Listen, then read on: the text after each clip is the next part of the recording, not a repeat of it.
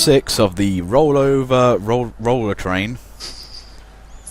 Yeah, I have to say, I think it may just have been a case that perhaps that scramble pretty much put everybody just onto the opposite colour rather than doing anything scrambly.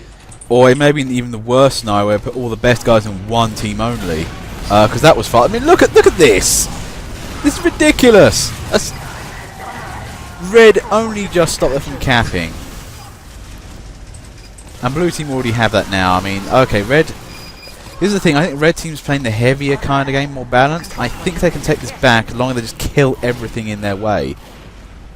Yeah, I mean, the same thing as last round, actually. We saw blue basically, run straight in, take it, but then they all got killed. And, fairly similar things happen this time round. So, speed is working in terms of the first initial cap, but, they're not keeping it going this time round. So, yeah, red may have pulled this one out of the bag a little bit.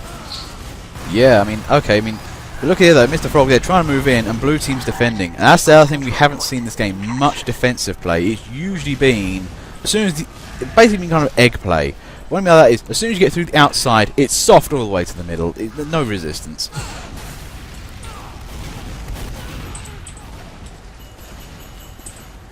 Okay, now let's see what's going on here. Well, red are trying to move in. I think red may have the upper hand this time, so they're beating off the speedier blue team.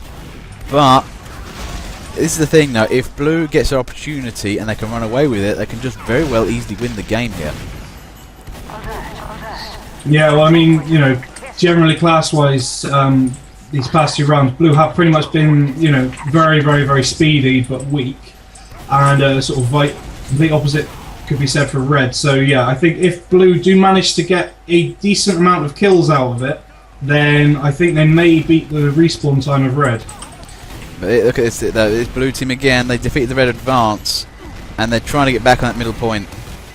Oh, it's an Uber! Rare in these parts. I mean, usually this is a very quick fix kind of joint, but wow, okay. That's going to keep the point clear.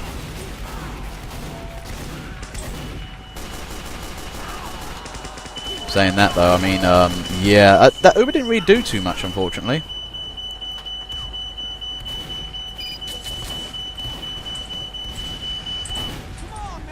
Okay, sorry about that. And you've heard fire alarm in the background. That does occasionally happen, unfortunately. Such as dinner. But here comes red. Okay, red are coming, making a comeback. I think this time red might be in with a good advance here. They've usually been thwarted most of the time, and oh, did somebody put minis versus scouts? Oh, that's trolling tactics right there. But I think if red's in with a real chance here. Can they push it? Okay, yeah, this is putting blue in a very, very, very tight spot. And I mean, pretty much every single round so far, I think, has really been come down to there was no one stood on the point when there was any sort of attack. And I think that's really, really what blue need to really focus on for the time being. Yeah, standing on the point is one of the old principles of TF2, and it's amazing still to this day and age the amount of people who don't know standing on the point stops it getting capped. It's basic TF2. It's kind of annoying when you see an entire team not do that. It's like, why is not one of you doing this? Why are you just letting this go? But look at blue though, they're recovering nicely actually, This is the thing, that they can get occasionally wrong-footed, but they come back so quickly.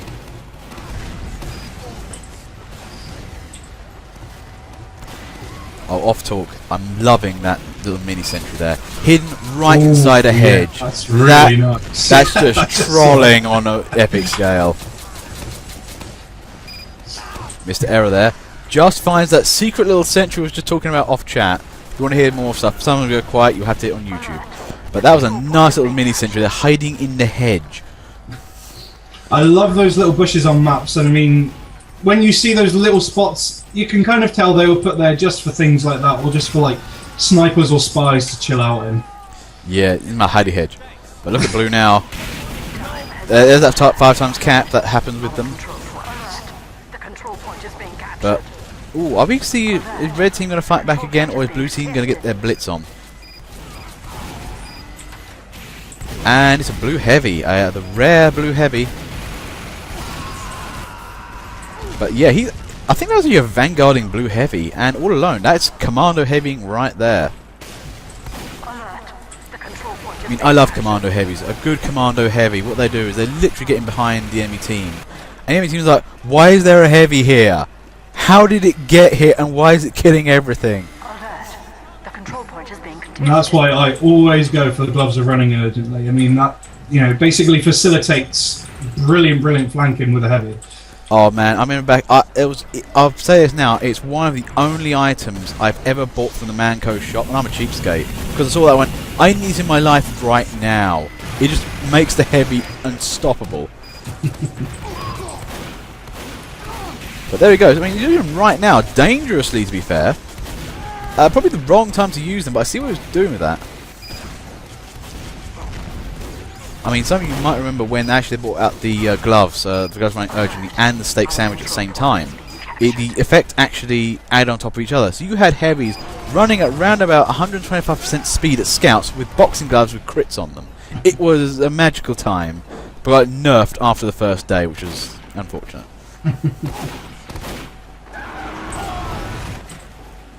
Now, anyway, though, look at red team though. They're defending nicely here. They are keeping an eye out on all of this.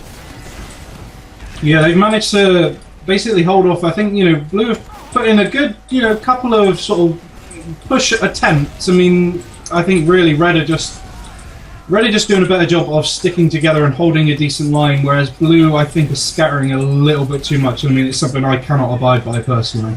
Well, to be fair, what blue team's doing with scattering is they're attacking from all the angles at the same time. It's keeping blue on their toes. Red on their toes, sorry. If red, however, decides to lumber in a direction with speed, they could possibly take this game. I say could, no definite here. Who's that guy? Varen there, or V4REN. You know, I'm liking his Moxie. He's basically playing aggro engineer.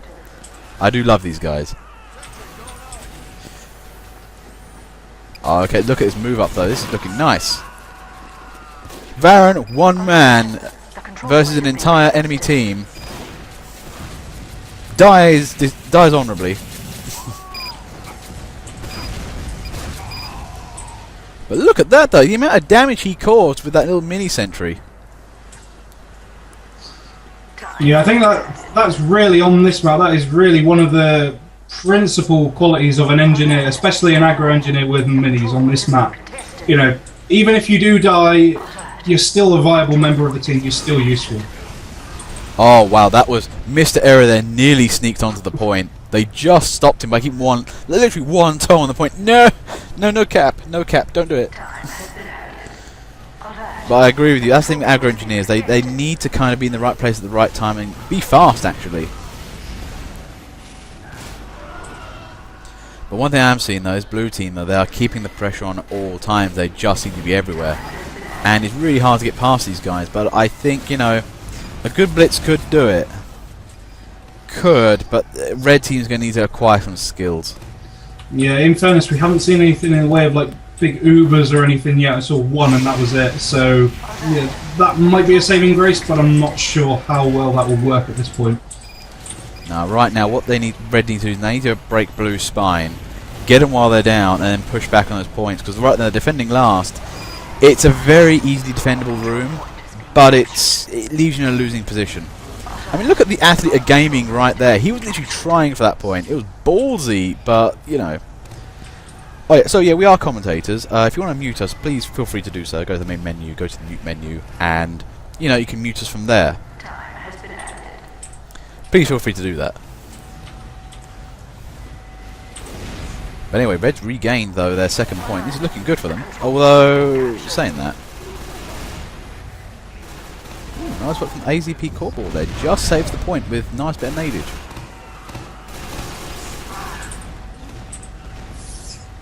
What do you think? How's this game's going to go, man? Because I have a feeling here, this is a long game, and, you know, both teams could win this.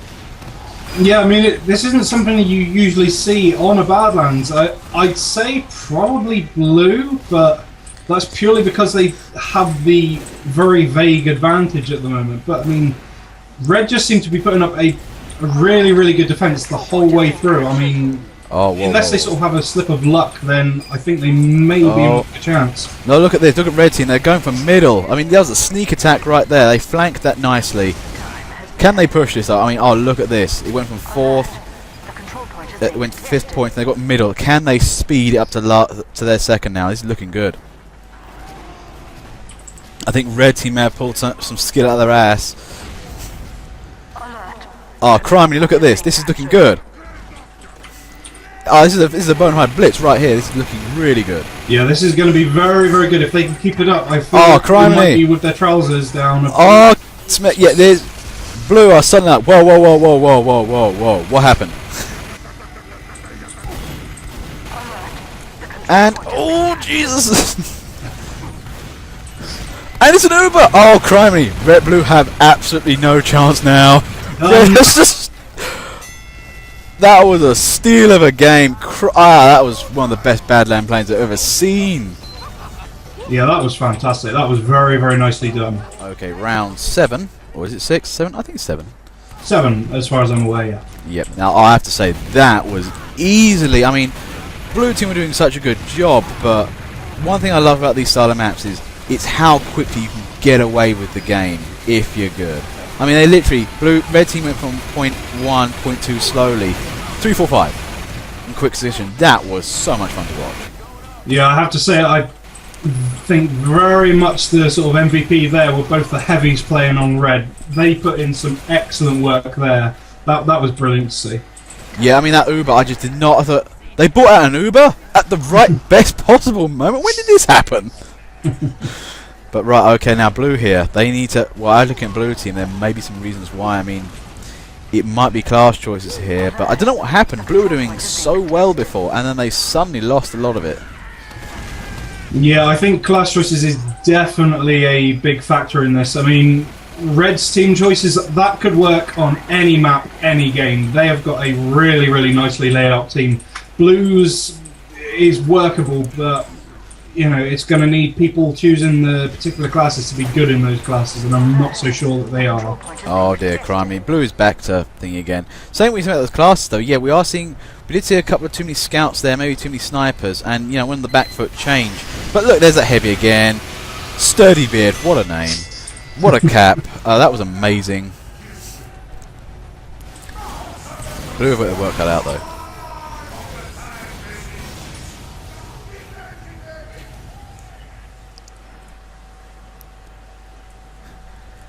Suddenly, round 8. But yeah, what blue? Look at red team though. Look at that support. Look at that front line. Look at the beautiful.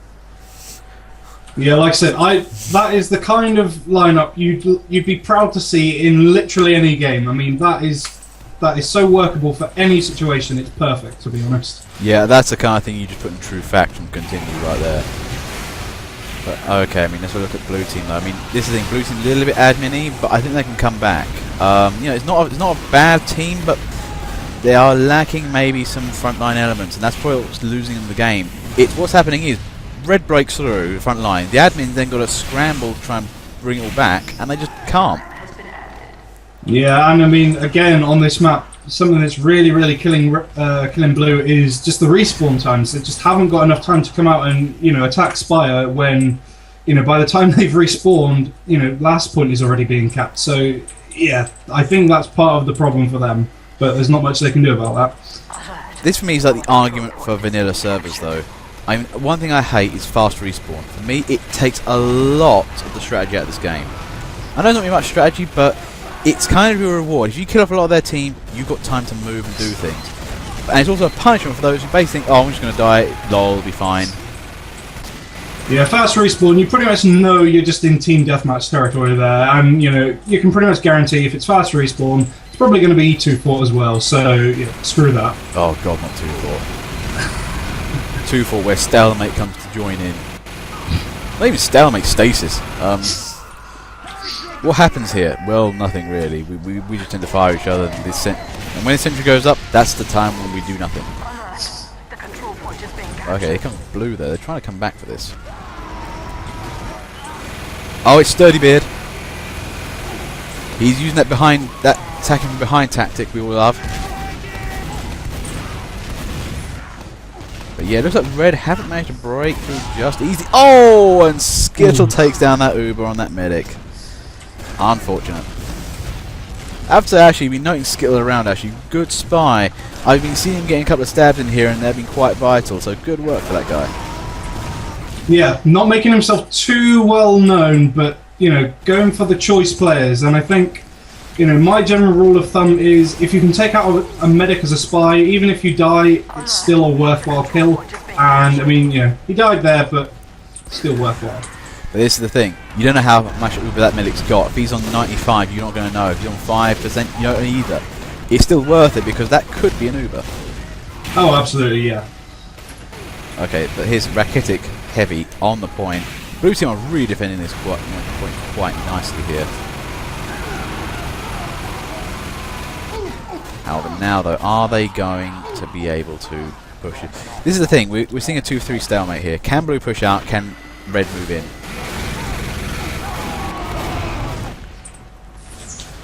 One thing I'm saying though, Sturdy Beard is easily the guy I'm rooting for the most. He's playing the bravest of heavies, of just moving in against all odds. Yeah, he's kind of just clearing the way for every single push. You know, he gets killed doing it, but he opens the door for everyone else, which is, you know, he's not in it for the glory, he's in it for the team. Oh yeah, that's the best kind of player. Basically, I'm going to do my best to help achieve the objective, even if it costs my life.